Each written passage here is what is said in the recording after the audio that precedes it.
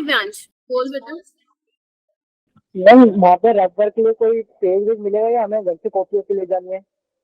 ना ना, कार्डबोर्ड ले आना अगर लाना चाहते हो तो। वैसे कार्डबोर्ड तो मैं जनरली सजेस्ट ही करती हूँ, आप कहीं भी जाते हो टेस्ट एग्जाम देने तो लेके आना चाहिए। तो आप कार्डबोर्ड अपने साथ ले आना, और एक पेन तो रखते ही हो भाई तुम लोग, और फोन भी जरूर लाना अपना, है ना? ठीक है, चले करें फिर स्टार्ट। हाँ हाँ बोलो। मैम आज पेपर लीक कर दो थोड़ा सा। अच्छा, पेपर लीक क्या हो जाएगा उससे? चलो मान लो कर भी दूं, हो क्या जाएगा उससे? मैम केमिस्ट्री का मत करो मैम, फिजिक्स का कर दो बस थोड़ा सा। फिजिक्स आती है तुम्हारी मैम को, या बायो आती है, या मैथ्स आता है? मैथ्स तो चलो फिर भी आता था थोड़ा। मैम आपको फिजिक्स भी आती है? मैम थर्मोडायनामिक्स से आता है। हाँ जी, मैम थर्मोडायनामिक्स से आता है मैम, वो भी फिजिक्स का पार्ट है। अच्छा। हाँ तो बस उतनी फिजिक्स आती है जितनी थर्मोडायनेमिक्स से यूज होती है। अच्छा चलो एक बार देख लेते हैं। तो आपको पता ही है 11th की तो रिवीजन क्लास में ही लेती हूँ। बच्चे तो देखो कितने कम हैं, बहुत कम है। 80 बच्चे होने चाहिए, 40 भी नहीं है ना? गंदी बात। चलो कोई बात नहीं। एक बार आयशा ने मेरे से ये पूछा है कि मैम जो आपने डाइपोल मोमेंट को निकालने के लिए ट्रिक बताई थी वो एक बार दोबारा बता दो। एक्चुअली में बच्चे वो ट्रिक नहीं है, बस वो बोलते हैं ना कि सारी चीजों को समराइज करके वो कुछ पॉइंट्स मैंने लिखवाए थे, तो मैं एक बार फिर बता देती हूँ। जो भी तुम्हारे पास सिमेट्रिकल मॉलिक्यूल्स होंगे, सिमेट्रिकल मॉलिक्यूल्स बोले तो क्या मतलब होगा उसका? साइड एटम सेम होगा, side atom should be same. ठीक है, अभी मैं क्वेश्चंस कराऊंगी, टेंशन मत लो। ये कंसेप्ट पूछा है मेरे से आयशा ने। And no lone pair present on central atom. ऐसे वाले केस में आपका डाइपोल मोमेंट क्या होता है? 0। और वो वाले मॉलिक्यूल्स को हम क्या बोलते हैं आयशा? नॉन पोलर बोलते हैं। ठीक है, इसके अलावा और क्या बताया था जिसमें बॉन्ड पेयर और लोन पेयर क्या हो? 4 बॉन्ड पेयर हो, 2 लोन पेयर हो, याद करो। 2 बॉन्ड पेयर हो, 3 लोन पेयर हो, और 5 बॉन्ड पेयर, 2 लोन पेयर। इसमें भी क्या होता है? म्यू 0 होता है, याद करो। इसका था एग्जाम्पल XCF4 स्क्वायर प्लानर, है ना? इसका XCF2 था, इसका XCF5 वाला था। याद आ रहा है थोड़ा थोड़ा? तो इन केसेस में क्या था? आपका डाइपोल मोमेंट 0 था, यानी कि ये वाले नॉन पोलर रहेंगे, इसके अलावा आपके पोलर रहेंगे। ठीक है, और जो मैंने बाकी मॉलिक्यूल्स बताए थे जिसमें आपको ध्यान रखना था कि ये पोलर होगा, याद करो, अलग से मैंने बताया था, है ना? जिसमें मैंने बेंजीन सिस्टम जैसे भी बेंजीन रिंग वाले भी एग्जांपल लिए थे, सिस ट्रांस वाले भी लिए थे, वो अलग थे, है ना? उसको थोड़ा सा ध्यान रखना। ठीक है, अभी हो जाएंगे क्वेश्चन आयशा? यस मैम हो जाएंगे। ठीक है, और अगर क्लास में आए हो तुम लोग तो प्लीज लेफ्ट मत करो। अगर लेफ्ट ही करना है तो आए ही क्यों, है ना? हमें 2 ही बातें हैं। ठीक है, आए हो तो पढ़ के जाओ। ठीक है, स्टार्ट करते हैं। चलो, अभी मैं तुम लोगों को क्वेश्चन दिखाऊंगी और पहले तुम लोग ट्राई करोगे। देखो मैंने तो ट्राई कर लिए हैं ठीक है, आप लोगों को ट्राई करने हैं हम। और जिसको आते हो ना, जिसको आंसर मालूम हो, आप प्लीज अपना हैंड रेस कर लेना ताकि मुझे पता चले। ऐसी क्वेश्चन होंगे उसमें भी, टेस्ट में भी ऐसी क्वेश्चन? पता नहीं। ठीक है, तो जिसको आता हो वो एक बार हैंड रेस कर ले कि क्या होगा इसका आंसर, ताकि मैं भी थोड़ा सा मुझे पता चले कि कितना कंसेप्ट आप लोगों का क्लियर है। टाइम ले लेंगे, कोई दिक्कत नहीं है। 7:45 तक क्लास है अपनी, 1.5 घंटा है हमारे पास अभी भी। और एक बार ग्रुप में मैसेज कर दे लक्ष्य की, और लिंक भेज दे और कह दो कि क्लास ज्वाइन कर लो, और लिख देना। और मैम ने कहा है be serious and be consistent. ठीक है, हाँ करो करो, हैंड रेस करो। वो पूछ रहा है कि H2 is dipolar whereas BeF2 is not, because. सारे करेंगे, जेई वाले नीट वाले, कोई ज्यादा डिफरेंस नहीं होता है जेई और नीट में। ठीक है, करो सारे। ओके, 6 स्टूडेंट्स ने हैंड रेस किया है, 7, शाबाश। ओके ओके, चेतना बताएंगी? बताओ बेटा। 1। क्या जितने बच्चों ने यहाँ पे हैंड रेस किया है सबका आंसर फर्स्ट ही है? First Yes, option ma'am. सबका आंसर है। चलो इसको थोड़ा सा समझ लें। चलो इधर आओ। देखो इन्होंने बोला है कि वाटर जो है वो डाइपोलर है, वो इसलिए वजह से है क्योंकि अगर आप हाइब्रिडाइजेशन से इसका शेप निकालोगे बच्चों, तो ऐसा शेप है इसका, वी शेप है। आपको पता है 2 लोन पेयर है इसके पास, और जबकि BF2 क्या है बच्चे, लीनियर है ना। ठीक है, अब इसमें तो पोलैरिटी माना कि पोलैरिटी है, बेरिलियम जो है इलेक्ट्रोपॉजिटिव है, फ्लोरीन क्या है इलेक्ट्रोनेगेटिव है। ठीक है, लेकिन जब मैं पूरे मॉलिक्यूल की बात करूंगी तो ये कैसा है बच्चे, नॉन पोलर है। नॉन पोलर है क्योंकि इसका डायपोल मोमेंट क्या है, 0 है। इसका dipole moment not equal to 0 है, तो ये क्या रहेगा आपका, पोलर रहेगा। तो आई होप कि क्लियर हो गया होगा, water is dipolar whereas BF2 is not, because, समझ रहे हो। यहाँ पे मंजीत सर के बच्चे नहीं है क्या, तुम लोग इसलिए नहीं आते हो कि कोई और टीचर पढ़ा रहा है, समझ में नहीं आती मेरे को। अरे पढ़ना तो, ज्ञान तो कहीं से लेना है आप लोगों को, कहीं से ले लो। मैम है। ओके, मंजीत सर के स्टूडेंट्स हैंड रेज करो, बाकी सब नीचे कर लो, बाकी सब नीचे कर लो, सिर्फ मंजीत सर के बच्चे हैंड रेज करेंगे। ओके ओके, शाबाश, हाँ भाई काफी सारे हैं, बढ़िया। अराउंड 11-12 स्टूडेंट्स हैं। ठीक है, ओके, ठीक है बेटा, ठीक है, अब नीचे कर लो। जहां पे भी आपको प्रॉब्लम आए कि मैम ये क्या बताया है आपने, क्या कंसेप्ट लगाया है, हमें तो याद ही नहीं है, तो मुझसे उसी टाइम पूछ लेना। ठीक है, चलो ये वाले क्वेश्चन बहुत फेमस होते हैं, चाहे वो जेई हो, चाहे वो नीट हो, चाहे वो जेई एडवांस हो। मैं फिर बोल रही हूँ, ऐसे वाले क्वेश्चन जो होते हैं आपके एग्जामिनर के फेवरेट होते हैं। ठीक है, चलो इसको ट्राई करो करने का, नोटबुक निकालो, ऐसा नहीं हवा में तीर नहीं चलाने आप लोगों को। Match the xenon compounds in column 1 with its structure in column 2 and assign the, जो भी आपको दिया हुआ है। फिर हम 1 by 1 इसकी निकालेंगे, इसका हाइब्रिडाइजेशन निकाल के इसका स्ट्रक्चर देखेंगे। ठीक है, आप लोग करिए।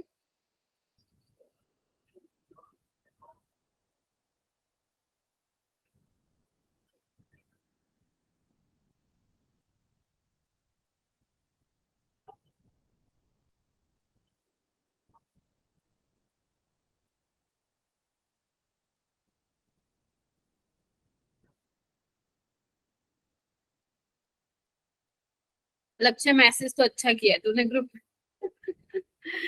चलो ओके, अभी तक 2 बच्चों के हैंड रेज हुए हैं, आयशा के एंड शिवांगी गुप्ता के। बाकियों को नहीं आता क्या? अच्छा, शिवांगी ने नीचे कर लिया, गंदी बात बेटा।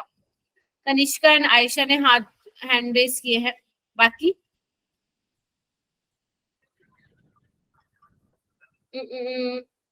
हम 2 मिनट अभी कंफर्म नहीं है आंसर, पर कंफर्म कर रहे हैं। करो कंफर्म करो।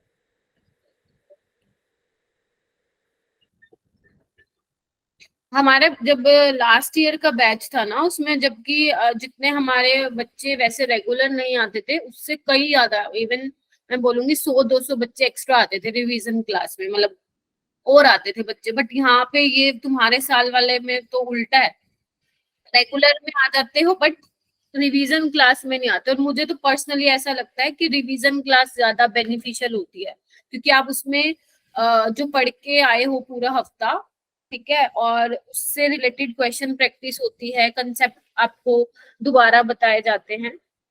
भाई तुम लोग तो महान हो भाई, दिव्यांश क्या कहना तुम लोगों का। ओके, बताओ इसका आंसर जिसने निकाल लिया, जल्दी बताओ। Second option. Second, okay, second आ रहा है। चलो एक बार देख ले, आ जाओ। मंतशा आ गई, ठीक है। देखो बच्चों, ये वाले क्वेश्चन तो आते ही हैं, तो अगर आप सोचते हो मैम ऐसे वाले क्वेश्चन हमसे नहीं होते हैं, तो वो गलत बात है। ठीक है, ऐसे वाले क्वेश्चन तो आने ही आने हैं, आपका पीछा नहीं छोड़ेंगे ऐसे वाले क्वेश्चन पेपर में। तो तैयार रहो, 4 नंबर का क्वेश्चन तुम लोगों को देखने को मिलने वाला है एग्जाम में, चाहे वो नीट का पेपर हो जो कि 2025 में तुम लोग क्लियर हो गए, चाहे वो जेई का हो। तो ये क्वेश्चन तो 4 नंबर आपको दिलाएगा, तो अभी से पढ़ना शुरू करो। राइट, तो XeF4 क्या होगा बच्चे, इसका निकालना हाइब्रिडाइजेशन, हाफ ऑफ जीनन के कितने होते हैं वैलेंस इलेक्ट्रॉन 8 प्लस मोनोवेलेंट कितने हैं 4, तो 8 + 4/2 यानी कितना हो गया 6, तो यानी कि sp3d2। ठीक है, तो यहाँ पे क्या हो जाएंगे बच्चे, 4 बॉन्ड पेयर हो जाएंगे और 2 लोन पेयर। मैंने कहा था स्टडी टेबल पे चिपका लेना, वो पेज बना लिया सबने या वो पहले करवा दिया मैंने? और डेली उसको आप लोगों को देखना था। अगर एक हफ्ते तक सुबह उठने से रात को सोने से पहले और सुबह उठने के बाद अगर आप उसको पढ़ते हो तो आपको ऑटोमेटिकली वो चीजें परमानेंट बैठ जाएंगी। एटलीस्ट तब तक तो बैठ ही जाएंगी जब तक तुम हम लोगों का नीट जेई नहीं होता। ठीक है, चलो ओके। तो यानी कि ये क्या होगा बच्चे, स्क्वायर प्लानर होगा।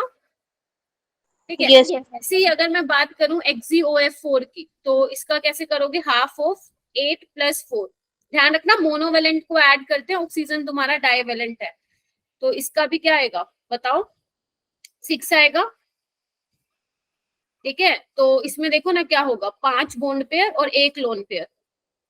क्या होता है ये, स्क्वायर पिरामिडल, राइट। XeO3 का देखो बच्चों, हाफ ऑफ 8 कितना होगा, 4, तो 3 बॉन्ड पेयर और 1 लोन पेयर, पिरामिडल, हाँ या ना।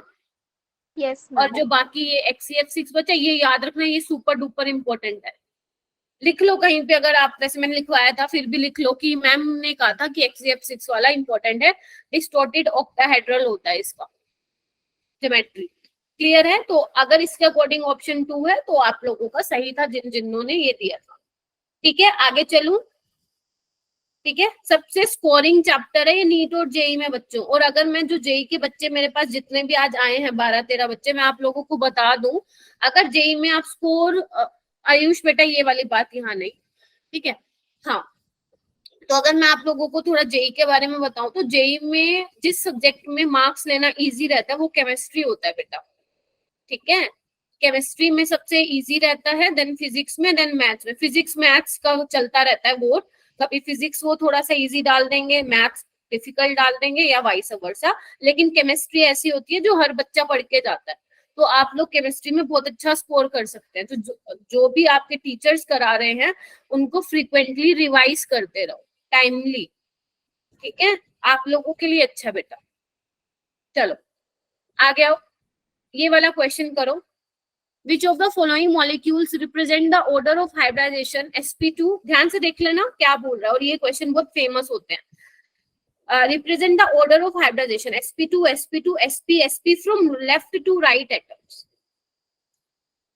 हम ये तो लास्ट टाइम टेस्ट में भी आया था ना, ये वाला पता नहीं, याद नहीं है मुझे। ठीक है, बताओ लेफ्ट टू राइट आपको देखना है। अभी तो आपने ऑर्गेनिक नहीं पढ़ी, अगर ऑर्गेनिक पढ़ ली होती तो थोड़ा सा इस क्वेश्चन को और ट्विस्ट भी मैं कर सकती थी, बट इट्स ओके। ठीक है, ओके, सुहानी ने हैंड रेस किया है, लक्ष्य ने किया है, बाकियों को मैं नहीं पढ़ाती। मैम लेफ्ट टू राइट मतलब sp2 लास्ट वाले का होना चाहिए ऐसे। हाँ, left to right, sp2 left hand side में होना चाहिए। लेफ्ट हैंड साइड पता है ना, ये वाली लेफ्ट टू राइट। अच्छा ऐसे में, ओके। हाँ, लेफ्ट टू राइट चलो।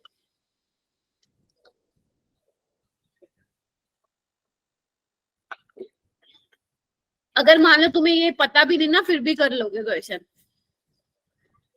ठीक है, करो करो हैंड रेस, दिव्यांश, सुहानी और बाकी। दिव्यांश तुम बताओ। Ma'am fourth option.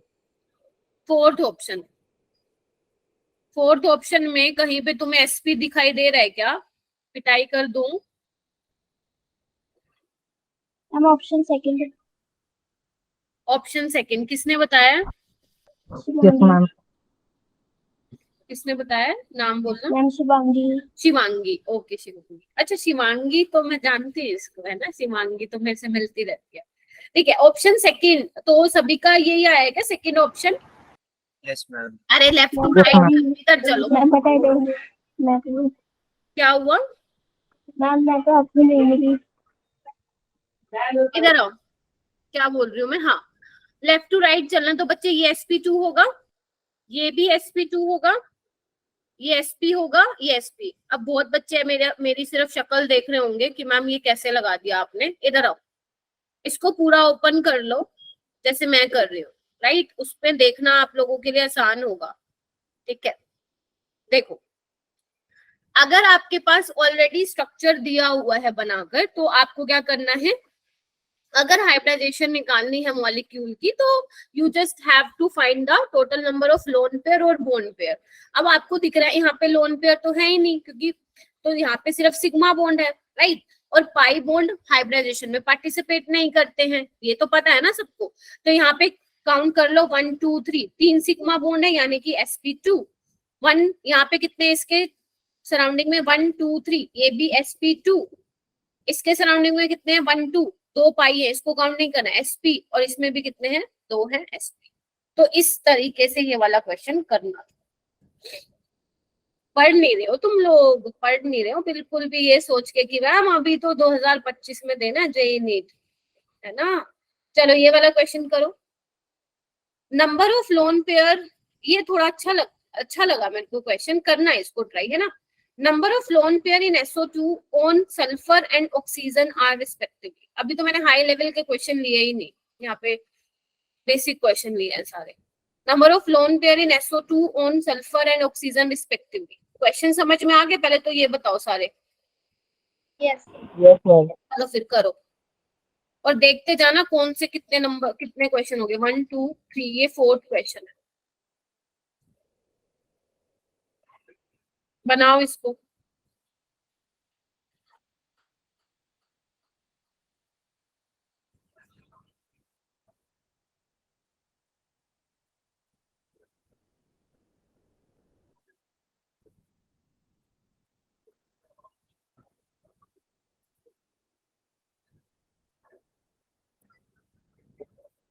बेटा ऐसे मत करो, इतनी बड़ी क्लास में 40 बच्चों में 4-5 बच्चे हैंड रेस करेंगे तो एक टीचर को मजा आएगा क्या पढ़ाते हुए?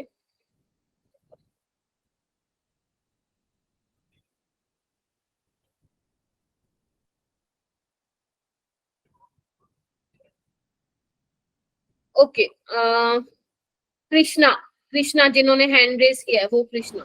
Ma'am 4th option. 4th option. Piyush ma'am second option. 2nd option. Okay, Shikha Maliya sulphur के तो एक लोन पेयर आ रहा है और ऑक्सीजन के 4 आ रहे हैं। ठीक है। सर ओके, मेरा भी यही आ रहा है। तनु, तनु मैम सेकंड ऑप्शन ही आ रहा है। 2nd सल्फर के ऊपर 2 लोन पेयर कैसे आ रहे हैं भाई? मैम सल्फर के ऊपर एक मैम, लोन पेयर आ रहा है। दो इलेक्ट्रॉन का मतलब 1 लोन पेयर होता है भैया जी, है ना। जैसे तुम 2 शूज को 1 पेयर ऑफ शूज बोलते हो, है ना, कंफ्यूज नहीं होना है इसमें। चलो निकाल, ऑप्शन में नहीं है। चलो चलो चलो चलो, मैं समझ रही हूँ तुम लोग क्या बोल रहे हो। आ जाओ, इसको इरेज कर दूं ना। चलो यहाँ पे मैं बना देती हूँ। इधर देखो, SO2 में अगर आप इसकी हाइब्रिडाइजेशन निकालते हो तो हाफ ऑफ 6 यानी कि क्या है, sp2 ये बनाओगे सारे के सारे, है ना। तो यहाँ पे एक लोन पेयर है सल्फर पे, ऑप्शन में तो देखा जाए कि एक इसी में ही है तो आप वैसे भी लगा सकते थे, बट यहाँ पे ऑक्सीजन में कितने हैं देखो, 4 होने चाहिए लेकिन यहाँ पे 5 दिया हुआ है। इसका मतलब पता क्या है कि इन्होंने जो ये क्वेश्चन पूछा है ना वो हाइब्रिडाइजेशन के बेसिस पे नहीं पूछा है। ये इन्होंने सिंपल SO2 का जो आप लुईस रोड स्ट्रक्चर बनाते हो वो पूछा है आपसे। कैसे? सबको आता है लुईस रोड स्ट्रक्चर बनाना? देखो, तभी मैंने ये क्वेश्चन डाला है। ये देखो, यही बनाते हो ना, एक बार देख लो, है ना। इसके पास कितना होता है, सल्फर के पास 6, 1 2 3 4, और ये 2 क्या करता है, इसको डोनेट कर देता है, कोऑर्डिनेट बॉन्ड बना देता है, याद करो। तो अब चेक करो कि ऑक्सीजन पे कितने आएंगे। अब चेक करो, 1 2 3 4 5 आ गए 5। तो ये यहाँ पे इसने बोला है 1 और 5। अब मैम हम क्या करेंगे? वैसे तो चलो मान लिया, वैसे आपको आना चाहिए ये भी, अगर मान लो उसने हाइब्रिडाइजेशन के बेसिस पे नहीं कोई आंसर दिया है, कोई ऑप्शन नहीं दिया है, कोई बात नहीं, तो आप लुईस रोड स्ट्रक्चर बना लो इस तरीके से, ठीक है। और मान लो ये भी आपको पेपर में याद नहीं आ रहा है क्योंकि 2017 एम्स में आया हुआ था और एम्स के क्वेश्चन का लेवल नीट से हाई होता है, ये ध्यान रखना थोड़ा सा, ठीक है। तो बेसिकली आपको यहाँ पे दिख रहा है कि आप इतना तो श्योर हो कि सल्फर पे एक ही लोन पेयर आएगा। अगर जो श्योर नहीं है, जिसको ये 2 दिख रहे हैं, वो तो वैसे ही गलत कर चुका है, वो अपने 4 नंबर गवा चुका है। बट जिसको पता है कि सल्फर पे तो भैया एक ही लोन पेयर आएगा, वो फोर्थ ऑप्शन पे टिक मार्क कर सकता था। तो कृष्णा तुमने भी ऐसे ही किया क्या? Yes ma'am. ठीक है, तो इसको हम बोलते हैं स्मार्ट गेस, स्मार्ट गेस। और इसकी बहुत जरूरत पड़ेगी तुम्हें जेईई और नीट में, पहले बता रही हूँ। ठीक है, कई बार क्या होता है ना बच्चों, जब हमारे पास कोई क्वेश्चन आता है ना, हो सकता है कि हमें ना चारों ऑप्शन के बारे में ना पता हो, 4 में से 2 के बारे में पता हो, या 3 के बारे में पता हो, 1 के बारे में ना पता हो। तो ऐसे केसेस में हम उस क्वेश्चन को सोल्व कैसे करते हैं? Bye eliminating the option, bye eliminating the option. देखो पढ़ना एक अलग चीज है, अरे यार देखो पढ़ना एक अलग चीज है बच्चों, लेकिन अब पढ़ किस तरीके से रहे हो वो इम्पोर्टेंट है। एक मिनट रुको। हेलो, हाँ यस मैम। हाँ क्लास में हूँ, हाँ बोलो।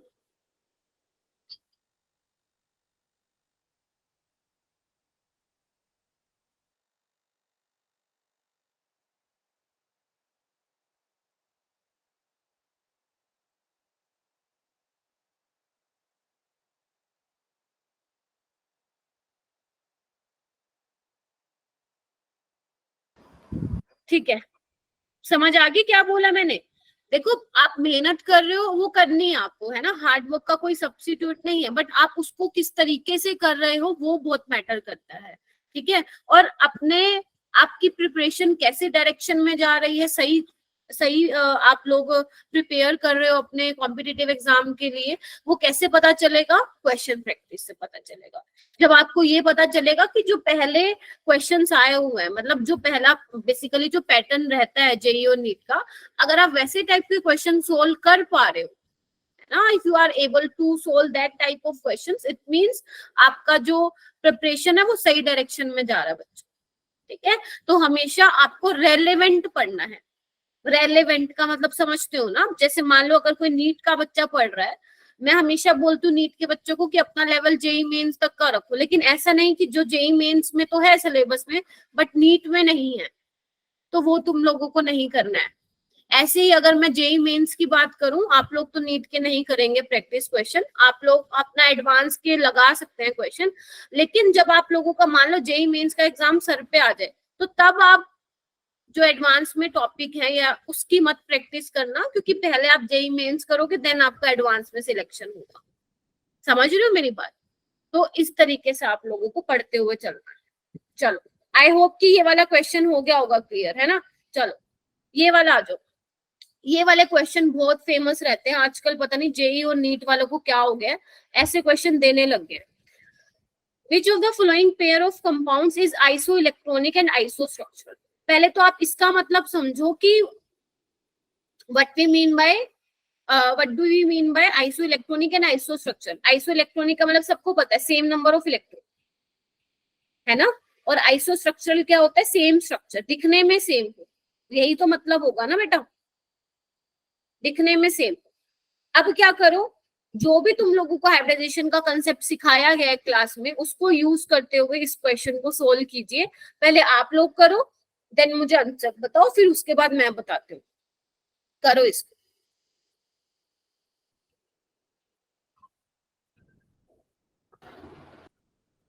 आइसोइलेक्ट्रॉनिक कंपाउंड्स के पास सेम नंबर ऑफ इलेक्ट्रॉन्स होते हैं ना? हाँ, तुम एक काम करो, क्योंकि तुम्हें इनका एटॉमिक नंबर हो सकता है ना पता हो, तो तुम वैलेंस इलेक्ट्रॉन से भी पता कर सकते हो कि कौन सा आइसो इलेक्ट्रॉनिक स्पीसीज है या नहीं है।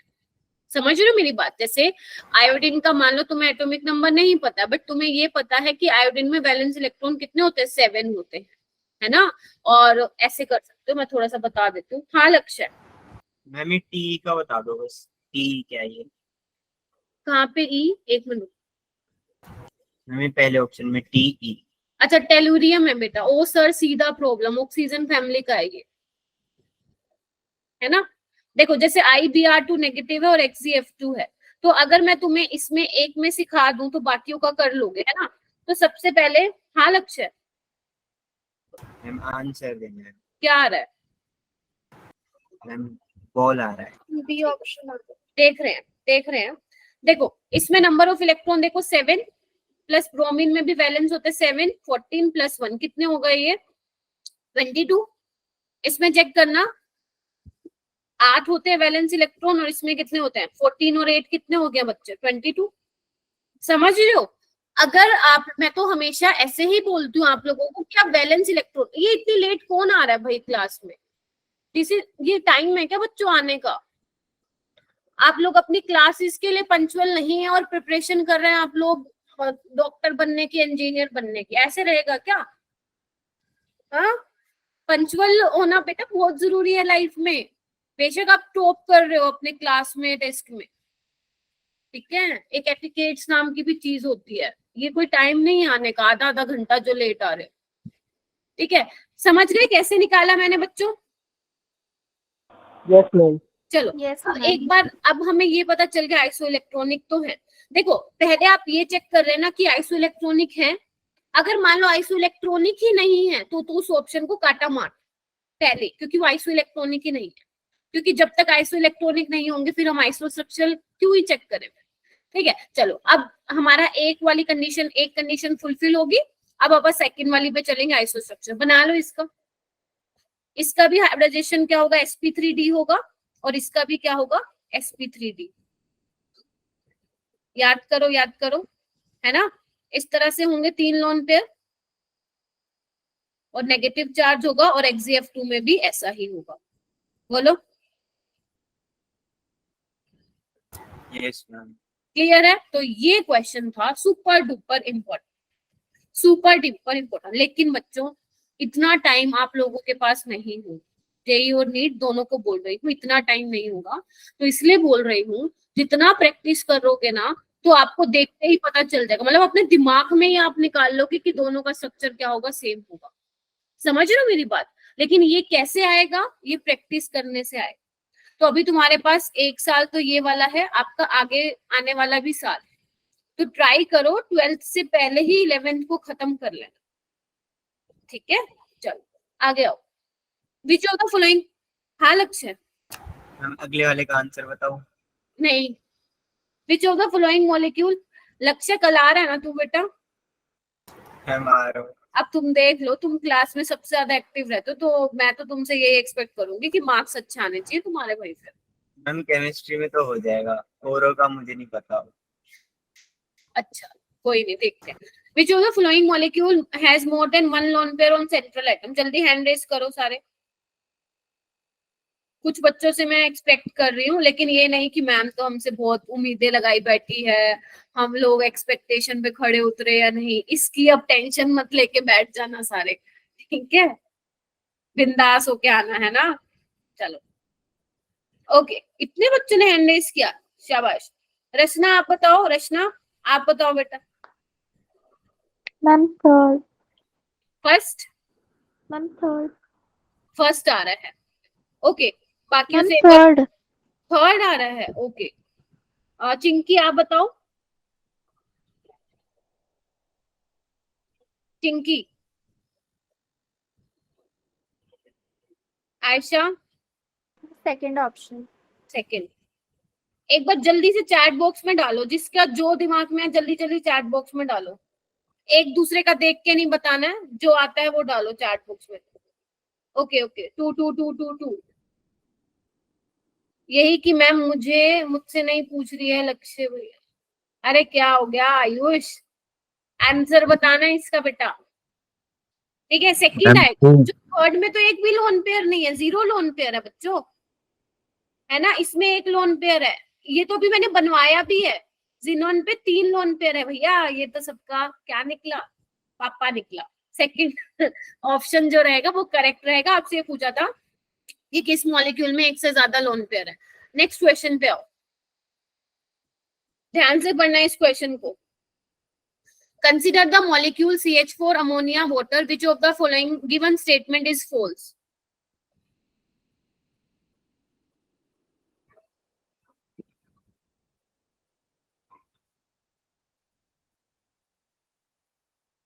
आयुष क्या हो गया? लक्ष्य बस करो बेटा प्लीज, बताओ बताओ इसका आंसर बताओ।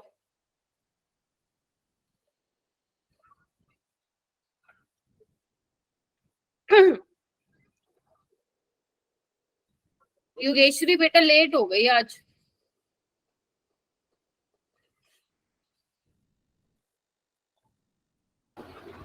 मैम तो इसका भी सेकंड ऑप्शन होगा। सेकंड ऑप्शन होगा का HOH bond angle in motor is क्या पूछा है? अच्छा फॉल्स पूछा है क्या? अच्छा मैं तो सोच रही थी ट्रू पूछा है। ओके बाकी सोचा पहले। बाकी पूछ लो। आयुष इसका आंसर बता, चल जल्दी कर। इसका आंसर बता। 2 पक्का? क्यों 2 क्यों 3 क्यों नहीं 4 क्यों नहीं? 4 में क्या खराबी है?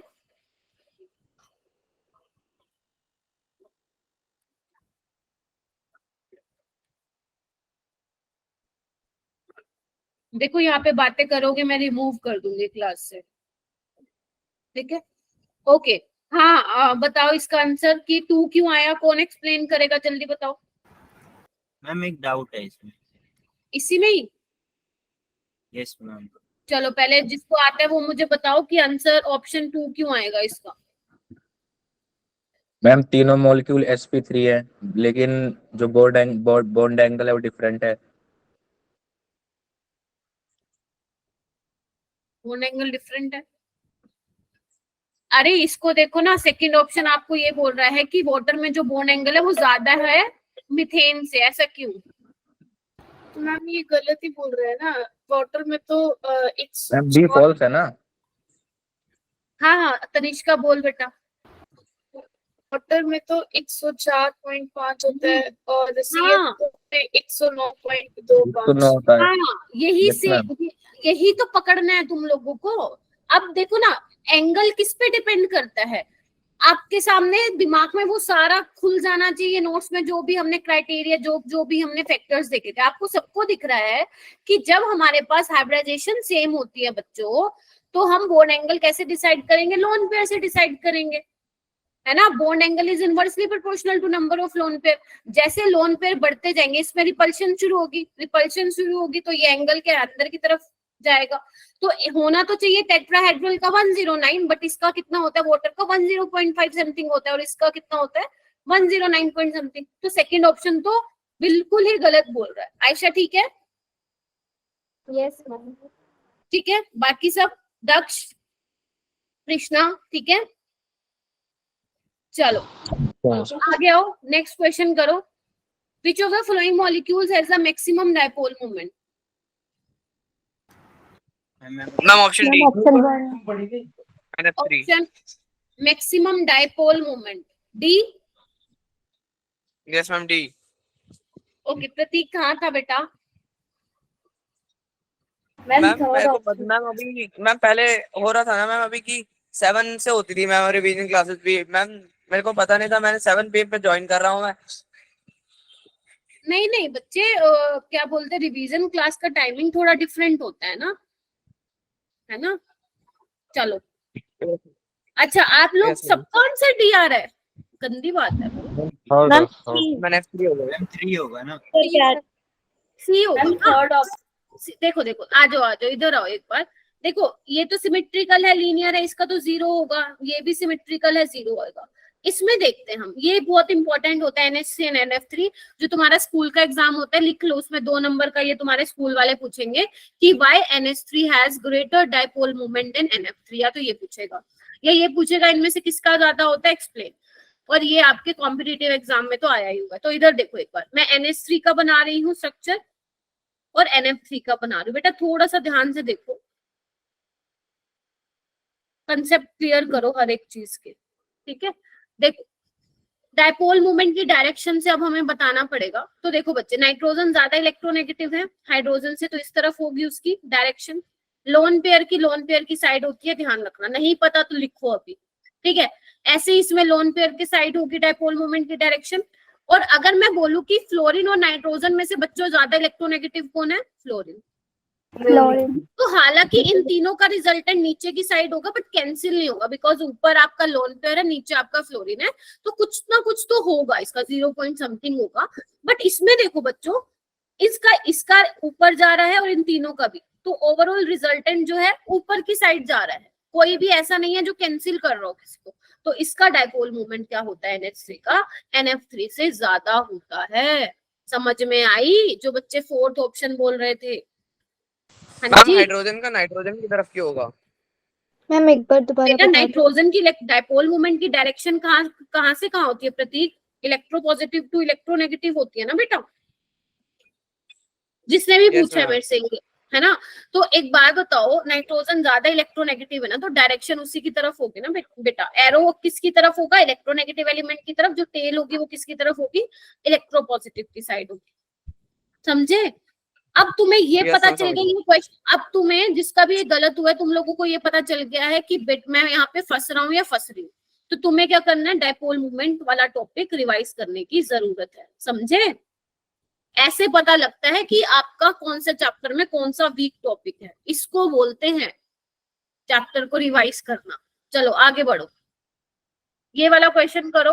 बॉन्ड ऑर्डर से क्वेश्चन आया हुआ है। ड्यूरिंग चेंज, ये बहुत अच्छा क्वेश्चन है, मुझे तो बहुत अच्छा लगते हैं ऐसे question. During change of O2 to O2 negative the electron add and, क्या लिखा हुआ है, the electron add on which one of the following orbitals. पहले आप ये क्वेश्चन बताओ, फिर इससे एक दो क्वेश्चन और भी बनते हैं, वो भी मैं बताती हूँ।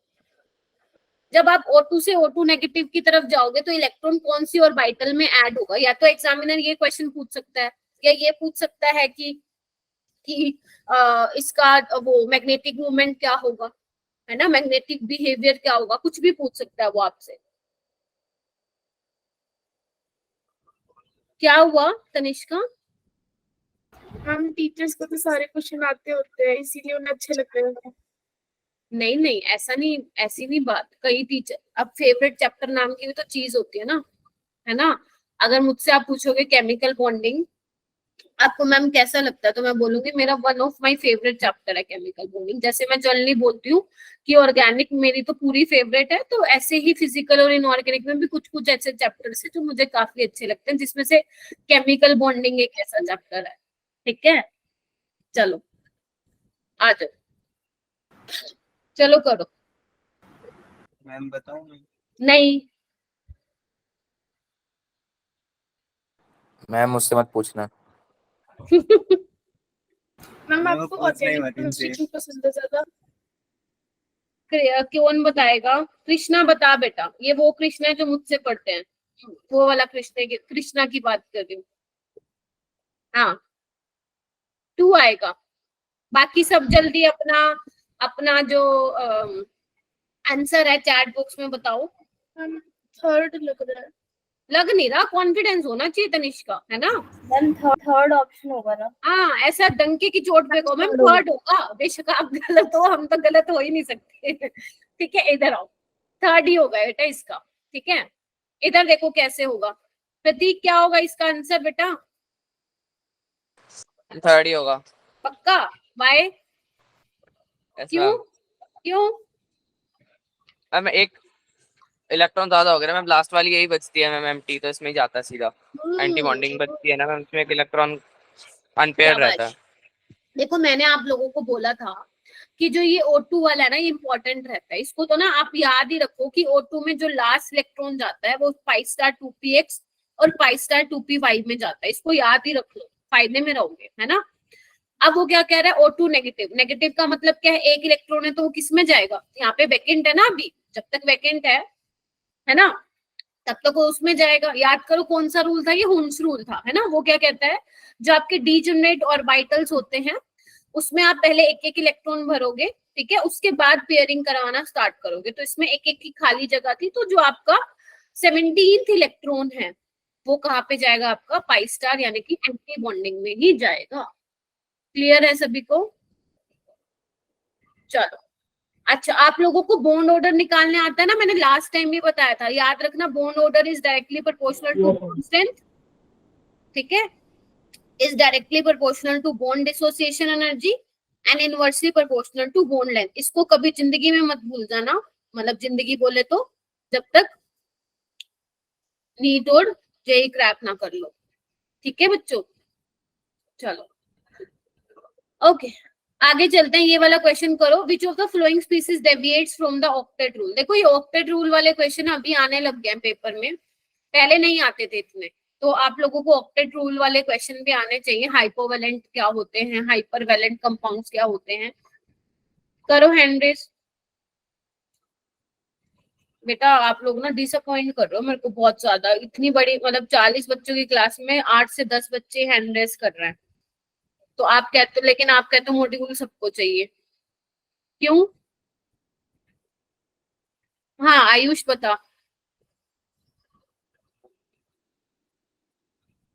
मैं अब किससे पूछूं, सबसे पूछ बैठी मैं। मैम मैम सी लग रहा है मेरे हिसाब से। सी लग रहा है, ओके। आयशा क्या लग रहा है तुम्हें? आयशा, शिवांगी गुप्ता, शिखा मारिया। ऑप्शन फर्स्ट, सेकंड किसने बोला है? मैम सेकेंड है। ओके सेकंड है। देखो सेकंड ही देखो ऑक्टेट रूल तो ऑक्टेट रूल होता क्या है, आप सबको पता है कि कोई स्पीसीज इलेक्ट्रॉन गेन और लूज सिर्फ क्या करता है, अपने ऑक्टेट को कंप्लीट करने के लिए करता है। हाँ ऐशा तुम्हारी आवाज ही नहीं आई बेटा, ठीक है। लेकिन लिमिटेशंस भी होती हैं ऑक्टेट रूल की। मतलब हमें कुछ ऐसे कंपाउंड्स भी देखने को मिले जिसमें 8 से ज्यादा इलेक्ट्रॉन है, जिसको हम हाइपरवेलेंट बोलते हैं, है ना। और सुपर ऑक्टेट भी बोलते हैं, एक्सपेंडेड ऑक्टेट भी बोलते हैं। और कुछ ऐसे स्पीसीज भी होते हैं जिसमें 8 से कम इलेक्ट्रॉन होते हैं, जिसको हम हाइपोवेलेंट कंपाउंड्स बोलते हैं, या हम इनकम्प्लीट ऑक्टेट बोलते हैं। तो आप बच्चे इसका ना आप लोगों को कैसे पता चलेगा, आप लोगों को इनके स्ट्रक्चर पता होने चाहिए। जैसे अगर मैं CO3 2 नेगेटिव का बनाऊं तो आप सबने हाइब्रिडेशन सीख लिया बच्चों। तो आप देखो कार्बन का ऑक्टेट कंप्लीट है क्या, 1 2 3 4 5 6 7 8, तो ये तो गलत ही हो गया। PCl3 में भी देखोगे और ओजोन में भी देखोगे, दोनों का ऑक्टेट कंप्लीट है। जबकि सल्फर में देखो क्या है, इधर देखो बच्चे, सल्फर का ये होता है स्ट्रक्चर। हालांकि आपको स्ट्रक्चर ना भी पता हो, बट आप लोगों ने ये कंसेप्ट जरूर पढ़ा होगा। इसको मैं बना दे रही हूँ, है ना। ये देखो मैंने आप लोगों को बताया था कि सल्फर है तो वो ऑक्सीजन का भाई। अगर आप लोग सोचते हो कि वो सिर्फ 2 बॉन्ड बनाएगा तो आप गलत सोचते हो। सल्फर 6 बॉन्ड बना सकता है। रीजन कोई मुझे बताएगा कि why sulphur form 6 bond? Ma'am उसके पास ऑर्बिटल होते हैं। शाबाश, ये हो मेरे बच्चे, वेरी गुड।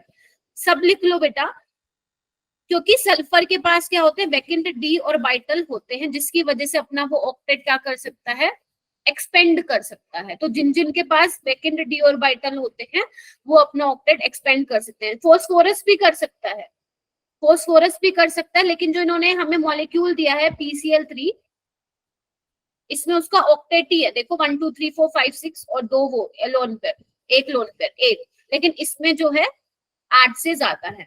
तो ये आपका करेक्ट ऑप्शन होगा। क्या पूछा था आपसे, which of the following species deviate from the octet rule? Clear है सभी को? तो अब मैंने तुम्हें बता दिया ऑक्टेट रूल इंपॉर्टेंट है, तो इसको आप अच्छे से कर लेंगे। चलो नेक्स्ट आपके गैसियस स्टेट से क्वेश्चन है बच्चों। मैंने ना पीरियोडिक क्लासिफिकेशन से क्वेश्चन नहीं लिए हैं, ये सोच के कि वो चैप्टर मोस्टली बच्चों को आता होता है, ठीक है। तो मैंने ऐसे चैप्टर के क्वेश्चंस लिए हैं जैसे जिसमें आप लोगों को प्रॉब्लम हो सकती है। ये वाला क्वेश्चन पढ़ो। As per Charles law -273 degree Celsius is the lowest possible temperature because. जल्दी जल्दी करना है बेटा, आगे भी है ना क्वेश्चन। मैम तो पीरियोडिक क्लासिफिकेशन के नहीं आएंगे क्वेश्चंस?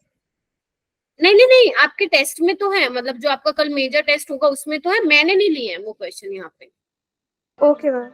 ठीक है। वो आप सिर्फ नोट से कवर कर लो, हो जाएगा, ठीक है। चलो ये वाला क्वेश्चन ध्यान से पढ़ो, क्या बोलना चाह रहा है। As per Charles law -273 degree Celsius is the lowest possible temperature. करवाया था मैंने ये वाला ग्राफ, ये वाला ग्राफ था, याद करो। यस मैम करवाया था। हाँ तो अब बताओ इसका मतलब क्या है। बिकॉज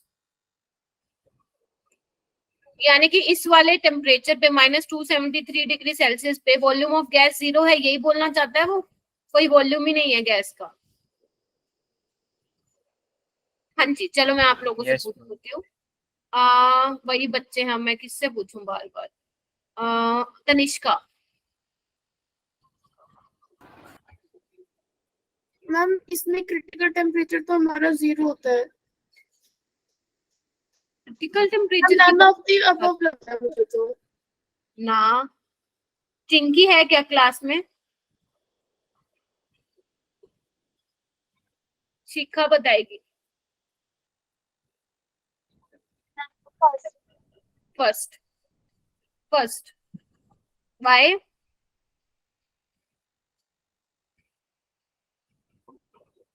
लक्ष्य लक्ष्य यस मैम। बेटा मैंने आप लोगों को नहीं बताया था, एक्चुअल में तो ये पॉसिबल ही नहीं है कि गैस का वॉल्यूम 0 हो जाए, मतलब वो कह रहे हैं कि कोई वॉल्यूम ही नहीं है, ठीक है। ओके, तो बेसिकली ये हमने क्या किया है, देखो ग्राफ तो अपना ये होता है हमें पता लगाने के लिए कि कौन सा वो मिनिमम टेम्परेचर है जहाँ पे, कौन सा वो लोवेस्ट पॉसिबल टेम्परेचर है जहाँ पे गैस का वॉल्यूम सबसे कम होगा। तो हम क्या करते थे, ग्राफ को एक्स्ट्रापोलेट कर देते थे, याद करो, तो हमें ये वाला टेम्परेचर मिलता था, ठीक है। एक्सपेरिमेंटली नहीं आया ये, ठीक है, थ्योरेटिकल हमने किया है, राइट। और मैंने आप लोगों को ये बताया था कि इतने टेम्परेचर से पहुंचने से पहले ही आपकी जो गैसेस हैं वो क्या हो जाती है बच्चों, लिक्विफाई हो जाती है। यही तो था, यही तो पूछ रहे हैं वो, समझे? क्या नाम है, तनिष्का, ठीक है। Yes. इससे पहले वाले टेम्परेचर पे ही आपकी जो, मतलब यहाँ तक पहुंचने से पहले ही आपकी गैसेस लिक्विफाई हो जाती हैं, ठीक है। चलो आगे आओ, नेक्स्ट क्वेश्चन करते हैं। ये वाला क्वेश्चन करो जो ऊपर वाला, नीचे वाला बाद में करना।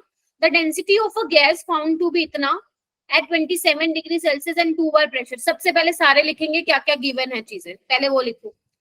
फिर पूछ रहे हैं कि density of gas at STP पे, यानी कि स्टैंडर्ड टेम्परेचर प्रेशर, आपको वो बताना है। सोचो क्या लगाओगे फॉर्मूला और कैसे सॉल्व करोगे, अब न्यूमेरिकल आने वाले हैं।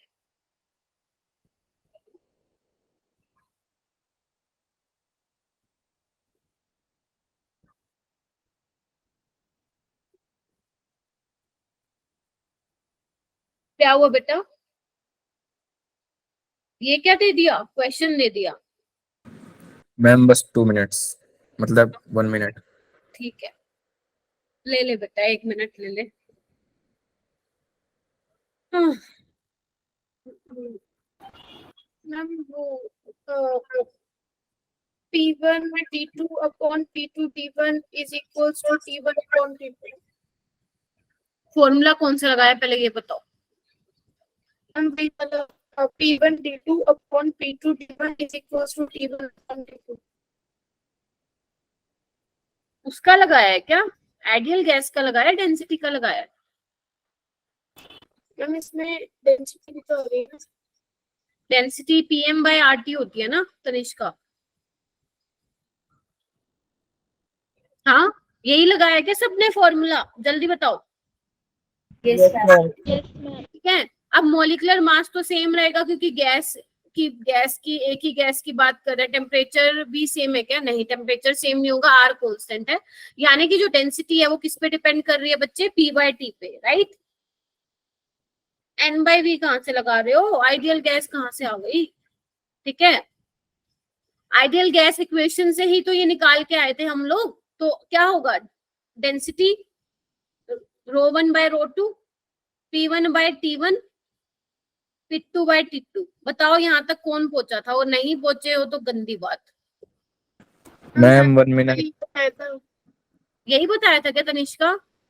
मैम मैंने P1 D2 upon P2 D1 बताया था is equals to T1 upon T2, तो वो फॉर्मूला थोड़ा सा घूम गया ना। हाँ समझ गई, हाँ ठीक बताया था फिर तो तुमने, समझ गए।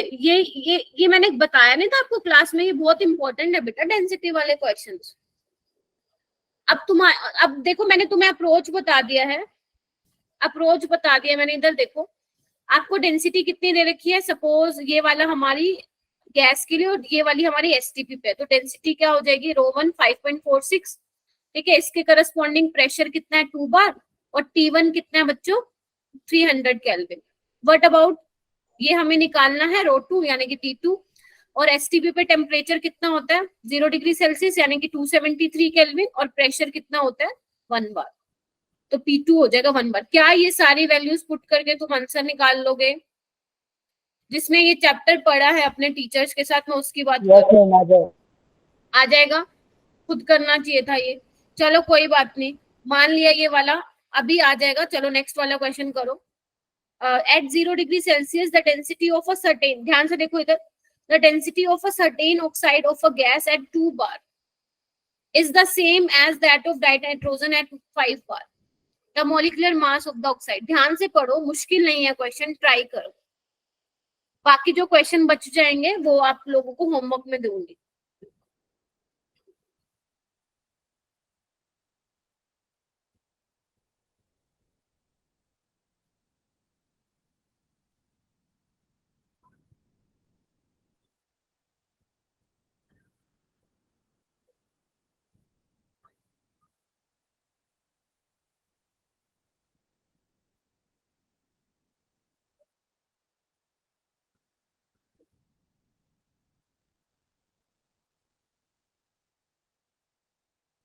करो.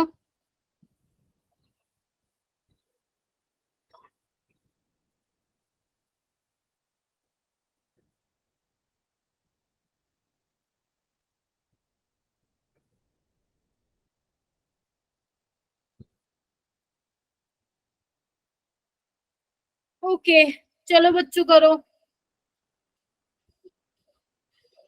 मैम 70 आ रहा है. 70. दिव्यांश तेरा आया बेटा 70. Yes ma'am. ओके, और किसका आ रहा है 70?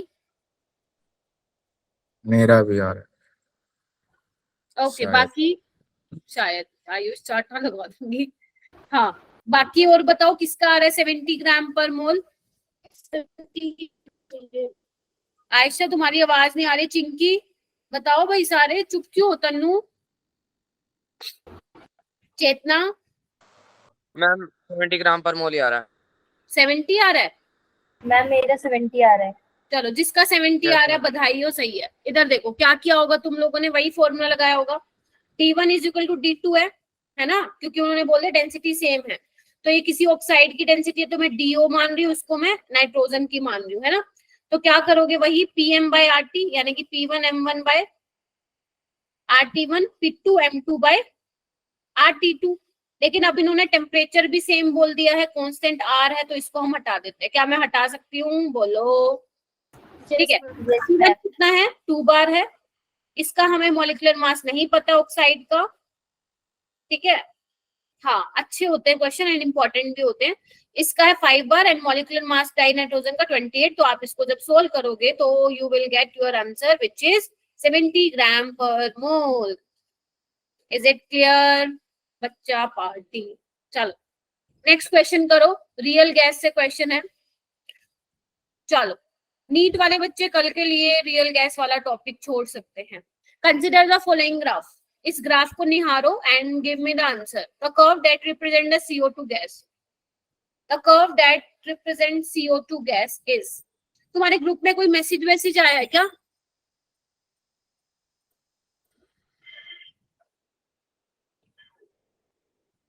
मैम कल मॉड्यूल्स नहीं मिलेंगे क्या? अच्छा, किसने पूछा है बेटा ये मेरे से? मैम मैंने ही पूछा है. आपको मैं एक मैसेज भेजूंगी ग्रुप में, आप उसको प्लीज पढ़ लेना. अभी प्लीज इस पे फोकस करो बच्चों. मैम अभी कॉल आई थी तो कह रहे थे मिलेगा. मैम ये सस्पेंस हाँ। गेम मत खेलो, मैम बता दो मैम प्लीज. मेरे को कल आई थी. अभी जे आपको क्या?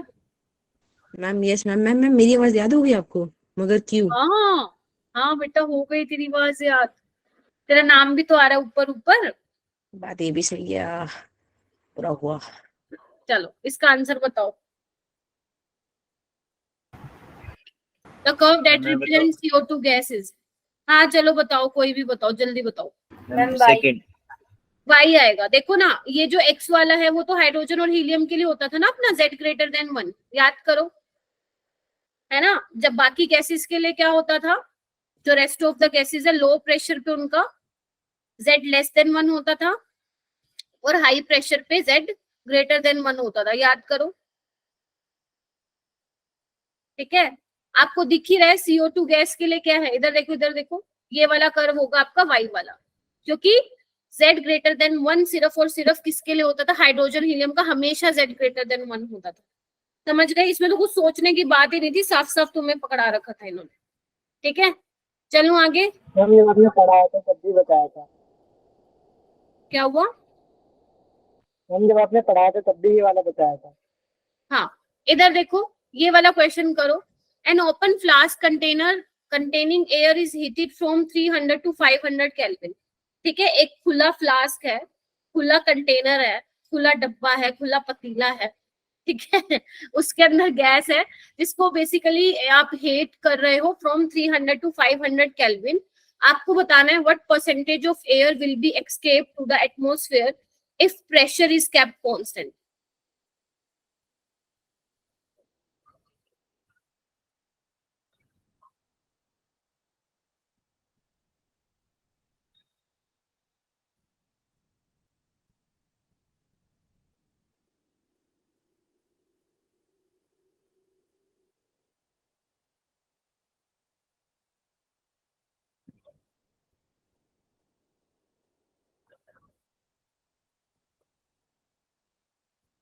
कर रहे हो क्वेश्चन या यही सोच रहे हो मैम ये क्या आ गया? हाँ मैम इसका जी, आंसर 60 है। इसका आंसर अभिजय क्या कह रहे हो बेटा? मैम 60। कह दो ये सच सही है, कह दो ये सही है, कह दो ये गलत, सही है। गलत है। मैं जा रहा हूँ, मैं कह रहा हूँ 6 मेरी। अच्छा 4 तले से मेरा आंसर मुझे 80 तो है। पक्का मरूंगी ना। 80 भी नहीं है। 40 क्या होगा। निकालोगे तो? हाँ मतलब देखो, 80 नहीं होगा तो 40 होगा, 40 नहीं होगा तो 60 होगा, 60 नहीं होगा तो 20 होगा, एक तो होगा ही। अब हवा में तीर मारना बंद करो, ये बताओ किया कैसे क्वेश्चन? अभिजय कैसे किया तूने बता? मैम 60।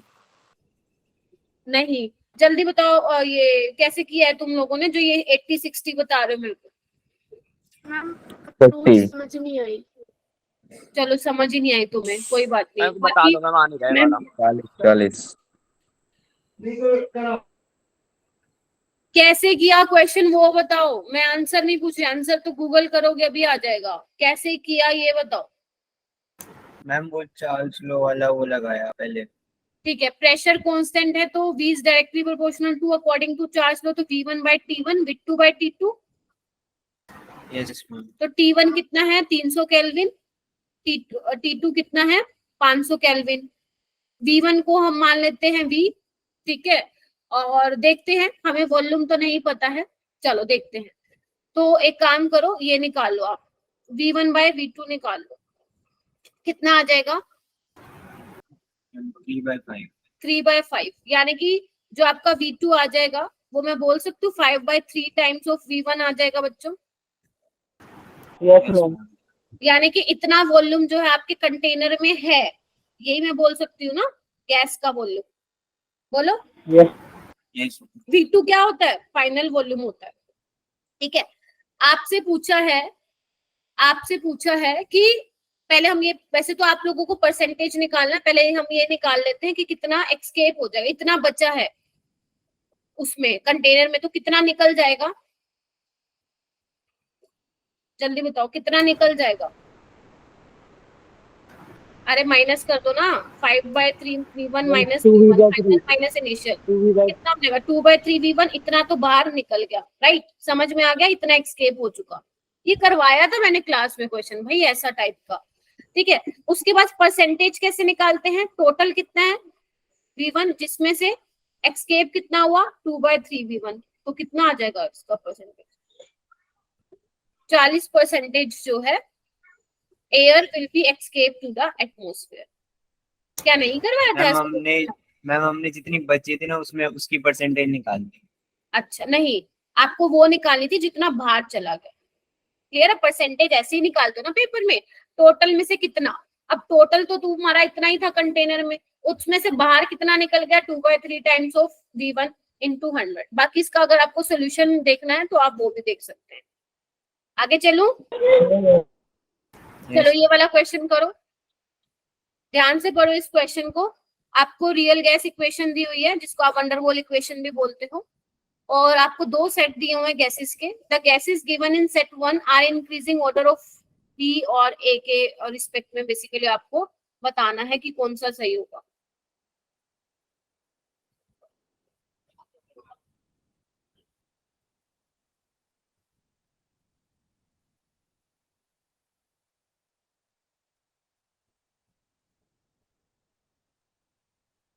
ए क्या बताता है बच्चों? Force of attraction. ए क्या बताता है? Force of attraction. Force of attraction. ई क्या बताता है? वंडरवॉल कांस्टेंट है। Size of molecule, size of molecule, बेटा इस पे ध्यान दो। हाँ, ऑलमोस्ट सबकी सेम सेम वेटेज है, ठीक है। इसके थोड़े कम मिल जाएंगे तुम्हें क्वेश्चन, स्टेट्स ऑफ मैटर के 3-4 मिलेंगे, ठीक है। इधर देखो, तो बेसिकली क्या होगा, फोर्स ऑफ अट्रैक्शन किसमें ज्यादा होगी, कैसे बताओगे? इसमें बतानी है ना फोर्स ऑफ अट्रैक्शन। आप ऐसे भी बोल सकते हो जिसका मास ज्यादा होगा उसका फोर्स ऑफ अट्रैक्शन ज्यादा होगा, ठीक है। तो H2 का क्या है? सबसे कम मास है, तो सबसे कम होगी फोर्स ऑफ अट्रैक्शन, और आपका सेकंड ऑप्शन इसका करेक्ट होगा। याद करो, वंडरवॉल फोर्स ऑफ अट्रैक्शन पढ़ा था, क्या क्या फैक्टर देखे थे उसके, कि वो साइज ऑफ मास पे भी डिपेंड करता है, याद करो। तो आप ये मास के भी हेल्प से निकाल सकते हैं, समझे? Yes ma'am. बस एक का यस मैम आया, पढ़ाई छोड़ दिया। This is your homework. नहीं, चलो मैं ही बता देती हूँ। चलो ये होमवर्क है, इसके आगे वाला मैं करवाऊंगी। आपको क्या बोला है? In a gaseous mixture which of NO2, CO2 and N2 gases will have the same rate of diffusion। अगर तुम्हें डिफ्यूजन का फॉर्मूला ही नहीं पता तो वैसे ही नहीं आएगा ये। तो आपको पता है R1/R2 क्या होता है, या सिंपल अगर मैं बात करूं तो rate of diffusion inversely proportion होता है 1/√, मॉलिक्यूलर मास। तो आप लोग बताओ कि कौन से गैसेस का रेट ऑफ डिफ्यूजन सेम होगा, कर लोगे? यस। हाँ, यस मैम। तुम लोग सारे पढ़ते नहीं हो क्या? पढ़ाई छोड़ दिए क्या, या अभी हवा में आ रहे हो कि अभी 10वीं से 11वीं में आए हैं, मजे करते हैं, 2 साल बाद पेपर है? हाँ सब तुम्हें इसका आंसर, जिसका मॉलिक्यूलर मास सेम होगा भैया उसका रेट ऑफ डिफ्यूजन भी सेम होगा। ये वाला क्वेश्चन करो। A plot of volume versus temperature for a gas at constant pressure is straight line। ये बेसिकली वॉल्यूम और टेम्परेचर के बीच में ग्राफ बनाया हुआ है, आपको बताना है प्रेशर। आप लोगों ने ये पढ़े नहीं क्या क्लास में अपने टीचर से, चाहे वो मैं भी क्यों ना हो? तुम लोग कुछ बोल ही नहीं रहे हो।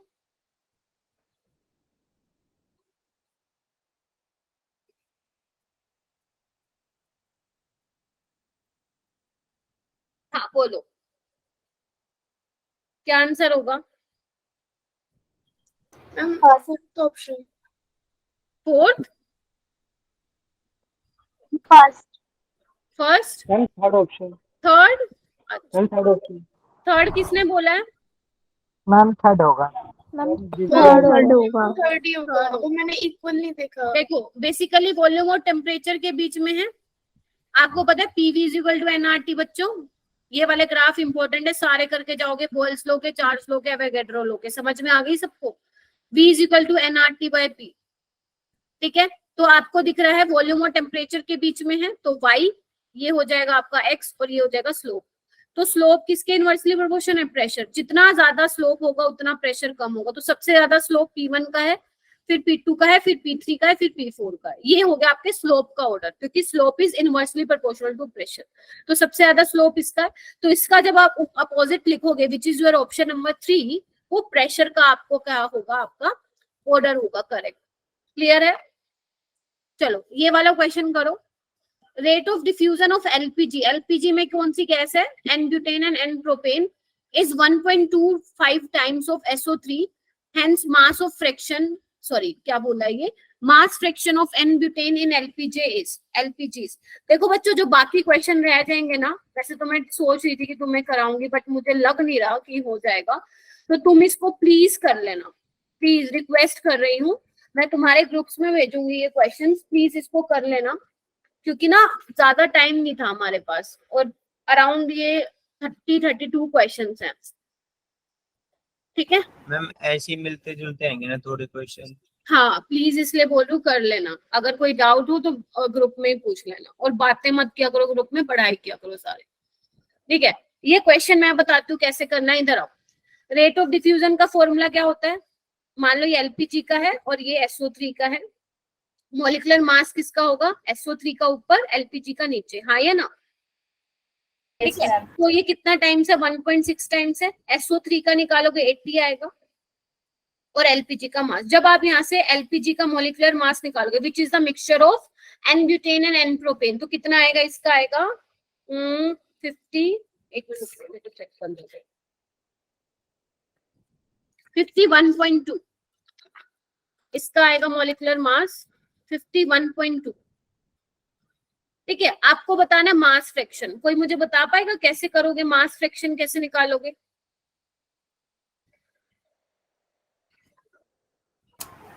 दोनों के मास को डिवाइड करके। दोनों के मास को, कौन से मास को बेटा? एन ब्यूटेन का निकालना है मास फ्रैक्शन। कोई है जो बताएगा मैम मुझे? टोटल मास से डिवाइड करेंगे mass upon protein. Yes mass upon total mass. किसका मास रखूं ऊपर? Ma'am n protein. अच्छा, वो वाला मास रखोगे, कितना रखोगे? 58। और इसका निकाल के देख लेना, 58 आता है 51.2। गलत हो जाएगा ये तो पूछा ही नहीं। मास में आप मोलर मास रखोगे क्या? मास में मोलर मास रखोगे ब्यूटेन का? गलत हो जाएगा। मैम जो आया है वो तो एलपीजी का है बेटा, वो तो मिक्सचर मॉलिक्यूलर मास है, वो तो एन ब्यूटेन और प्रोपेन को मिला के।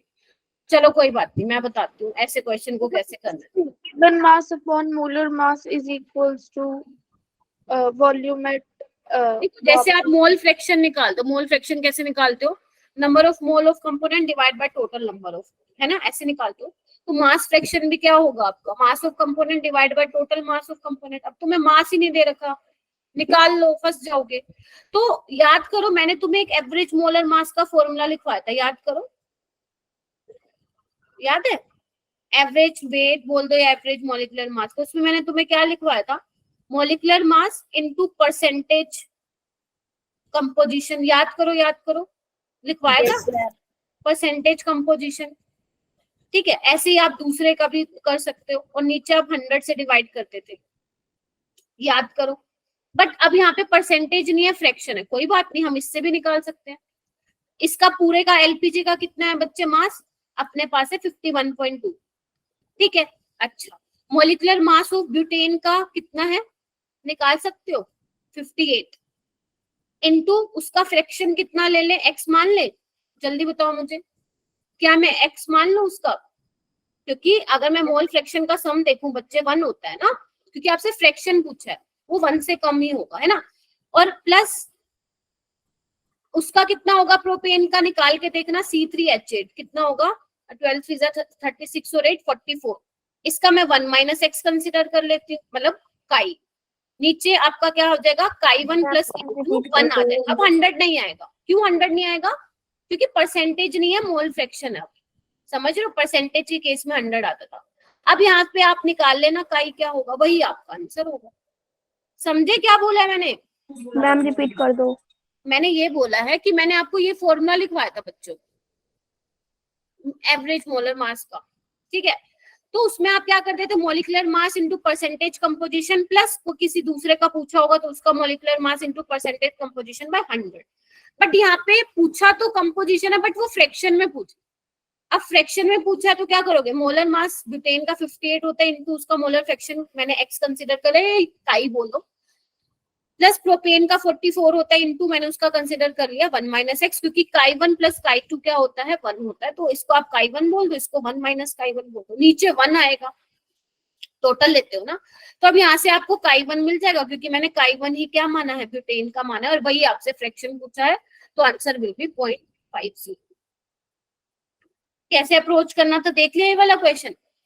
चलो ये वाला क्वेश्चन करो, बहुत ही अच्छा क्वेश्चन है, बहुत ही अच्छा क्वेश्चन है। रिवाइज कर लेना इसको, हो सकता है भूल जाओ।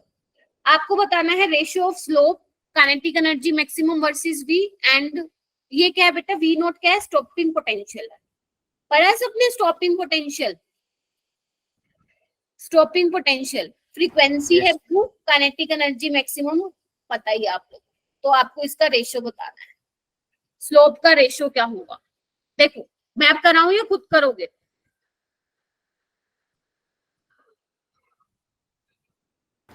मैम आप बता दो। मैं आप करा दो। आप करा दो। चलो आ जाओ, इधर आओ बच्चे। आपने एक फॉर्मूला देखा था H nu minus H nu naught is equal to kinetic energy maximum, हाँ या ना बच्चों, है ना। अब Yes, काइनेटिक एनर्जी क्या थी, अगर आपने स्टॉपिंग पोटेंशियल का पढ़ा हो तो आपको आपने सुना होगा कि काइनेटिक एनर्जी स्टॉपिंग पोटेंशियल ही होता है अगर आप उसको ई से मल्टीप्लाई कर दो। देखो तो H nu minus H nu note E V note, ये आपका स्टॉपिंग पोटेंशियल होता है। अगर आप चार्ज से मल्टीप्लाई कर दो, ई क्या आपका चार्ज ऑफ एन इलेक्ट्रॉन, उससे मल्टीप्लाई कर दो कि तो वो आपका स्टॉपिंग पोटेंशियल बन जाएगा, राइट। अच्छा चलो हम क्या करते हैं, हमें ग्राफ किसके बीच में प्लॉट करना है बच्चे, काइनेटिक एनर्जी मैक्सिमम और आपके फ्रीक्वेंसी के बीच में। तो क्या करें हम mu minus mu naught kinetic energy maximum by H, ऐसे ले लूं क्या। अब क्या है, इसको ऐसे लिख लेती हूँ, बोलो हाँ या ना। देखो ना, हमें क्या क्या चाहिए था बच्चे, हमें ये म्यू चाहिए था, काइनेटिक एनर्जी मैक्सिमम मिल गए, दोनों को साइड में ले लिया, ये वाई हो जाएगा, ये एक्स हो जाएगा, ठीक है। देखो एक बार, यस मैम। इसका स्लोप क्या हो जाएगा 1/h, h क्या है प्लैंक्स कांस्टेंट, ध्यान से देखो इसको, देख रहे हो हो बच्चे, जाएगा। ठीक है। अच्छा इतना तो हो गया काइनेटिक एनर्जी मैक्सिमम वर्सेस ये, इसका हमने स्लोप निकाला, इतना आएगा। अब आ जाओ इस पे, बस ये करके क्लास छोड़ रही हूँ मैं, ठीक है। इसमें क्या होगा, देखो अब हमें चाहिए वी नोट वर्सेस फ्रीक्वेंसी, तो क्या करें हम, क्या करें, जिसको जाना है वो भाग सकते हो अभी के अभी मेरी क्लास से, ठीक है, जा सकते हो, मेरे को कोई वो नहीं है, पढ़ना तो है नहीं आप लोगों को, ठीक है। तो H nu minus new note E V note, अब इसको भी मैं क्या करूं, एच को मैं सोच रही हूँ नीचे ही ले आऊं,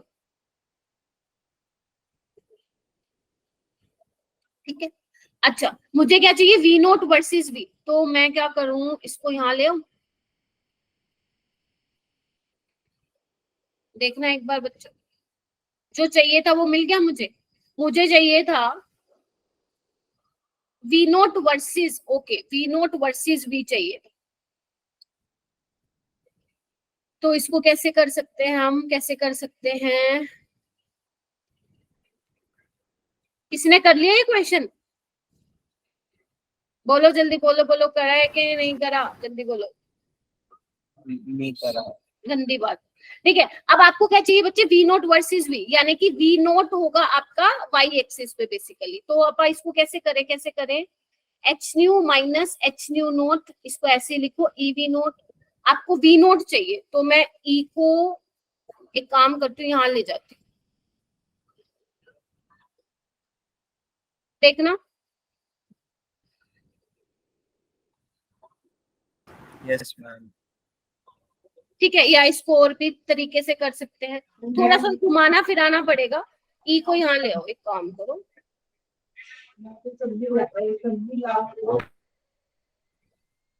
ठीक है। अच्छा हाँ तुम लोगों की क्लास है, आई नो, ठीक है।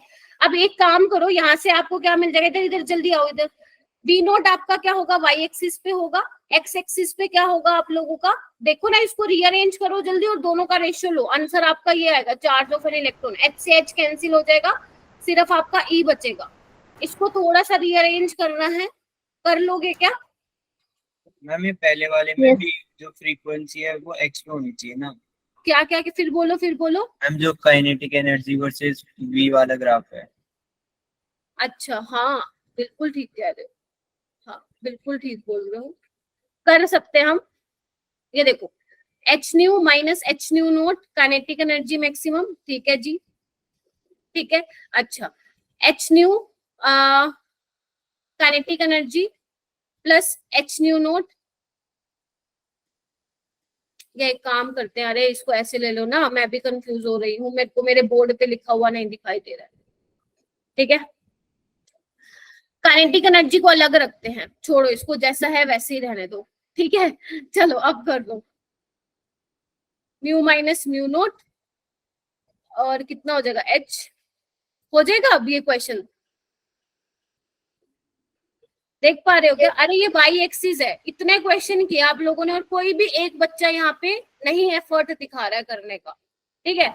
ये आपका वाई एक्सिस हो जाएगा, किसके बीच में बनाना है, म्यू, तो ये आपका क्या हो जाएगा बच्चों, इधर देखो, इधर ये क्या हो जाएगा आपका एक्स एक्सिस पे, दिस इज योर स्लोप, और ये आपका इंटरसेप्ट हो जाएगा नेगेटिव। बस खत्म है, इसमें तो ज्यादा सोचने की जरूरत ही नहीं थी।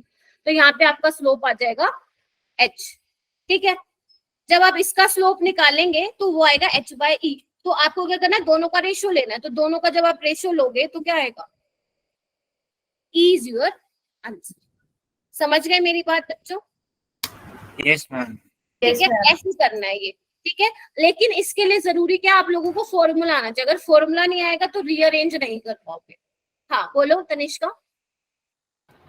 मैम मेरे को ना चैप्टर फर्स्ट में से डाउट था। ठीक है, आप रुक जाओ, बाकी सब लीव कर सकते हैं, ठीक है। और जो ये वाले हैं क्वेश्चंस, ये आप लोगों के मैं ग्रुप में भेज देती हूँ, लेकिन इसको प्लीज कर लेना। देखो बहुत सारे क्वेश्चन, अराउंड 10 क्वेश्चन अभी भी रह गए हैं, तो इसको कर लेना, ठीक है। Thank you ma'am. ओके बच्चे, ये वाला क्वेश्चन कर लेना। स्लोप वाले क्वेश्चन बहुत इंपॉर्टेंट होते हैं, सुपर डुपर, लेकिन इसके लिए जरूरी है कि आप लोगों को